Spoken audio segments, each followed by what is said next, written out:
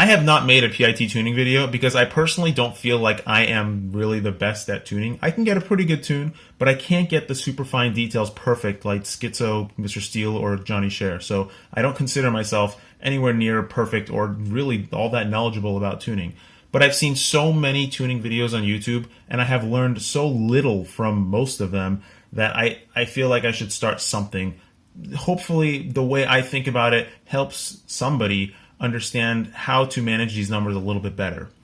I'm also going to say a disclaimer up front. What I'm going to be discussing and what I say is absolutely not fact. And in fact, the way I'm going to present PID is not accurate at all. They actually mathematically do things very different than what I say. But what I'm going to say is a conceptual idea of how you can think about them to help you better understand how to tune your craft. It should also be noted that a good tune makes a world of difference in your flying performance. The way Mr. Steele and these guys are able to do these amazing things is because the tune is so good that you don't see any weird things going on in your video, and it just responds directly to your stick inputs. This video is intended for somewhat intermediate pilots, not the newest pilot because this is going to be a totally different language to you, but medium kind of level pilots that have been flying for a couple months and sort of understand that PID tuning exists and maybe have watched another tuning video here or there, and that's going to be the target for this video. So starting off, I'm going to say that if you're running a loop time or a gyro rate of under 4K, you're going to have some problems tuning. You're going to have some problems because when we're flying these things, the environment changes so quickly that the flight controller really needs to have the most updated information in order to do what it does best. So you should really be running an absolute minimum of 4K gyro rate and 4K loop time, which any F3 flight controller will do. And I would say that there's no reason why everybody shouldn't be running a minimum of an F4 flight controller at 8K loop time and 8K gyro rate. That is going to give you a really good benchmark to start a good tune from. Now let's look at the PID. And again, I say the way I'm going to present these is not at all mathematically correct. In fact, just 6 months ago, they did totally different things. Now the way we look at the PID are very different because our loop times are high, because our flight controllers can manage what's going on much easier. So let's start with the P. What the P term does, the P is the main term in all of the flight control.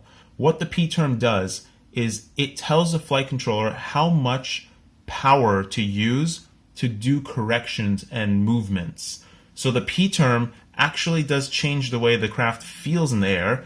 Not so much anymore, but it does change the way the craft feels in the air in terms of stick control and feel. But it also tells the flight controller how much power to punch this motor in order to stop a movement in whatever random direction. So if you have a powerful craft, your P terms are going to be much less. Or if you have a very tight CG and you have a very well balanced craft, your P terms are going to be really low, which isn't a bad thing. There's nothing good or bad about any of these numbers. The next term is the I term.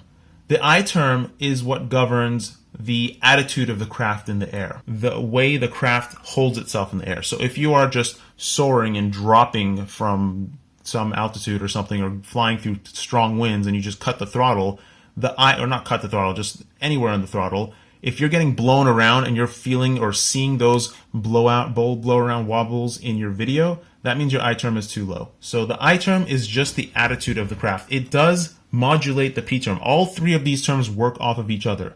So you changing one drastically will change everything. It means that you have to change everything else also. But generally, I don't touch the I term from stock unless I see that I need to have more I term because it's drifting all over the place in a dive or something of that sort. I'm going to make more videos about this, but this is just the very beginning. The D term is a corrective term that just softens everything. It softens the P term primarily. Once you get the P and the P, your I is usually fine. The I is usually really the easiest one to tune. But once you get the P term correct or around correct, you add in the D, and that's what softens everything and gives you the complete correct tune. Without the D term, things would feel really jagged and really sharp, and if you have any kind of oscillation, it's going to oscillate all over the place because you don't have that D term to soften everything and correct it and just tone everything down. Additionally, after that, you have the D set point and the D transition, which I've already discussed in another video. And then down here, you have the TPA. The way TPA works is that, so your P really changes with everything. So a lot of things affect your PID setup and the way you really do this. And generally, you want to have your P as high as possible in order to have the best flight feel that you can get. What TPA does is that if your P is high, and it flies great around like 0% throttle to 75% throttle, the TPA actually starts toning down the P gains or all the PIDs as you go past the T breakpoint. So over here, you'll see T breakpoint. As you go past this T breakpoint in the throttle range, it starts pouring on this attenuation of the PID such that you don't get the crazy oscillations at high throttle, or like when you're really blasting the throttle coming out of a dive, it doesn't just like wobble all over the place because it's just too much power going all over the place. Okay, so now I'm going to start by telling you that the reason why the pitch, P, and all the numbers are generally higher is because we usually, traditionally, we have more weight on the pitch axis. So if you look at an alien frame or something, it's got that big long fuselage with the battery up back here and the camera all the way up here. So you have all your weight, lengthwise all the way down the middle of the craft. And when you have that, when you're coming out of a flip or something and you need to zip to stop, you need to give it more power because there's more rotational inertia on that axis when you're moving. Whereas the roll, everything is centered in a line in the middle, and when you're coming out of a roll, the only weight that you have to stop is kind of just the motor weight, so it doesn't take as much power to stop. Of course, when you're looking at this kind of a craft, which is closer to an X, then your numbers become more similar. And if you do have an X pattern, you could pretty much have these numbers be the same. The P, the roll, and the pitch could be the same. Yaw is another story. Yaw really doesn't have that big of an effect. I generally just lower my yaw P and I just a little bit because I don't like having yaw oscillations. If you have a yaw P that's too high, it's going to vibrate and oscillate and make your motors hot. If you have a yaw P that's too low, you don't even notice it. But if it's way too low, then you notice it. So just generally from stock, I lower it. And here's another thing. A lot of other YouTube PID discussions say that you should turn off all the numbers and tune your P first, and then tune your I, and then tune your D. That doesn't make any sense because all three of these numbers work off of each other. They're not independent. And I'm going to tell you that doing it that way is going to take you way longer than if you just start with a stock tune. The stock tune is designed for your average craft. And it's pretty good, especially on Betaflight. All of them, KISS, Betaflight, and Raceflight have pretty darn good stock tunes. If you don't know what you're doing, use a stock tune and you're probably going to be pretty okay. As you get better, you want better performance, you're looking for more things, so you're looking for a little bit better tune. So I'm going to recap again. P is generally the power that your flight controller is going to use in order to make corrections and move the craft. I is the attitude holding term. If you're going through dives and soaring through the air and you're kind of like wobbling a bit, you need a little bit more I. If your I is too high, you will get some oscillations.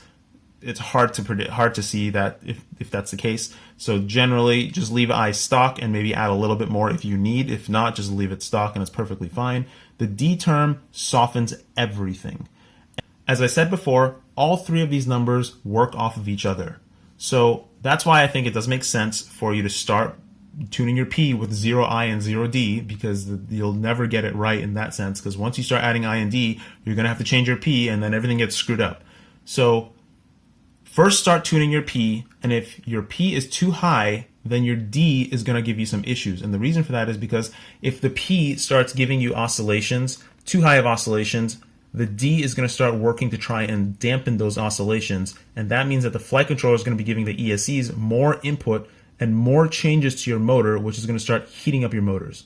So if your P is too high and you start adding a little bit more D, then you're going to have real hot motors. And in general, all of these, I don't know about all of these, but I know Betaflight, at least, the stock tune has a pretty low D because they don't want anybody to have any issues. So you can pretty much leave it stock and just increase D as needed till you get to the point where, as somebody told me today, where your motors begin to get a little bit warmer than what it was before. You don't want hot motors, but once the motors begin to get warm, you know you've reached a point where D is too high or you've gotten the maximum effect from D. When I'm tuning, I only do 3 specific moves. Just 3 specific moves. I don't do line of sight tuning anymore because it's just running 8K in a stock tune is going to give you the best I could see in line of sight. But the 3 moves I do in FPV are these. The number 1 move I do is let's do the P first. The number 1 move I do for P is that I just go around turns and I do really tight turns. Like I go, not like quick 180s. I just do nice, smooth, really tight turns. And if I see any prop wash or bobbles, or if I come out of that turn and I give it some gas and it's just shaking out of the turn, I know I've got too much P. But I usually like to run P on the lower side. So if your P is too low and you try to do a nice smooth turn, at the end of the turn, you're going to get like a low speed wobble out of the turn, and you're not going to feel like you're in control. In general, I prefer to have a slightly lower P because I don't want any oscillations. I don't like any oscillations. But the range, if you're running 8K, that range of which your P is either too high or you're getting some slow speed oscillations and your P is too low, is pretty wide. So you can, sort through that range as you want. On Minecraft, it's about 10-15 points high, so it's a pretty big number.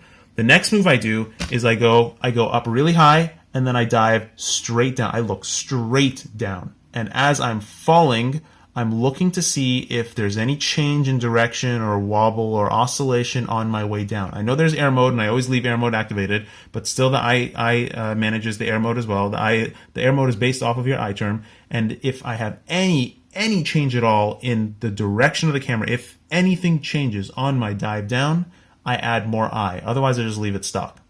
At the end of my dive, I flatten out and I blast the gas.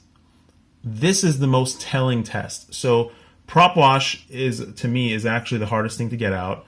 And what prop wash is your craft descending into its own thrust. So as you're coming down, you're giving it gas and it's blasting thrust down, but it's moving down through that thrust. So the environment is changing so quickly that the flight controller has a really difficult time managing all the changes. So again, this is where 8K and 32K are going to come in handy because they are updating faster so they can deal with these changing environments quicker. As you're coming down through this prop wash, you're going to see some shakes or wobbles, and that's the hardest thing to manage. And based on what it looks like, which is kind of just an experience thing, I either add a little bit more P or reduce the P a little bit, and then I keep adding D until all the bobble is smoothed out. So that's the hardest one to deal with. I'm going to make another video where I show all these things in the actual video so that you can see it. Not in this video, the next one. I'm going to be working on that as well. But basically, those are the 3 moves I do. I don't do rolls and stops because those are meaningless to me anymore, because now we have the D set point, which if I want to have a really smooth stop, I can just turn my set point lower and it just masks that. So it's much easier to deal with those roll stops. Also, the way you move your sticks matters too, which I'll discuss in another video as well. But in general, I do the quick turns. Sometimes I'll do a 180 or like afros to like land into my prop wash to test, but primarily smooth fast turns to try and see if I get any prop wash or if I hear any prop wash in the motors, straight down dive, and then a absolute halt down at the bottom to show me any degree of prop wash that I'm having, because that's the hardest prop wash that the craft will pretty much ever feel, straight down.